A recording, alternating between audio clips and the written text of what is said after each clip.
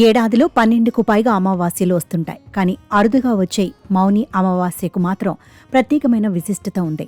మహాశివరాత్రి ముందు వచ్చే అమావాస్య కావడంతో సాధువులు, యోగ సాధకులు దీన్ని పవిత్రంగా పరిగణిస్తారు. అయితే ఈ మౌని అనే పదం సంస్కృతం నుంచి పుట్టుకొచ్చింది. మౌని అంటే సంపూర్ణ నిశ్శబ్దం అని అర్థం. అమావాస్య రోజున గంగమ్మ తల్లి ఆకాశం నుంచి అమృతంగా మారి కిందికొస్తుందని పురాణాలు చెబుతున్నాయి. అంతేకాకుండా ఈ రోజున గంగానదిలో స్నానం చేయటం లేదా ప్రవహించే నీటిలో స్నానం చేయాలని చెప్తుంటారు. ఈ రోజు రాజస్నానం చేయటం వల్ల సకల పాపాలు తొలగిపోతాయని పండితులు చెబుతున్నారు.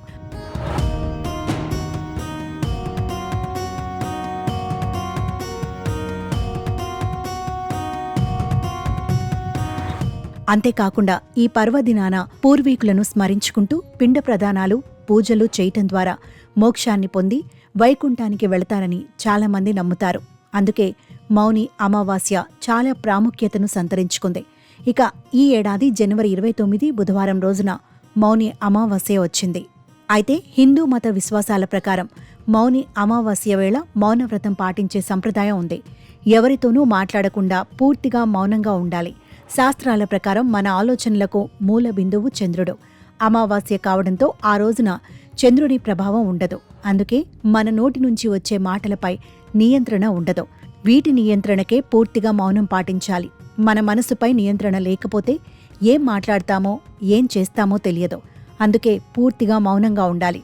దీంతో అంతఃశుద్ధీకరణ జరుగుతుందని పురాణాలు చెబుతున్నాయి. అయితే మౌని అమావాస్య రోజున సూర్యోదయానికి ముందే గంగా నదిలో స్నానం చేయాలి.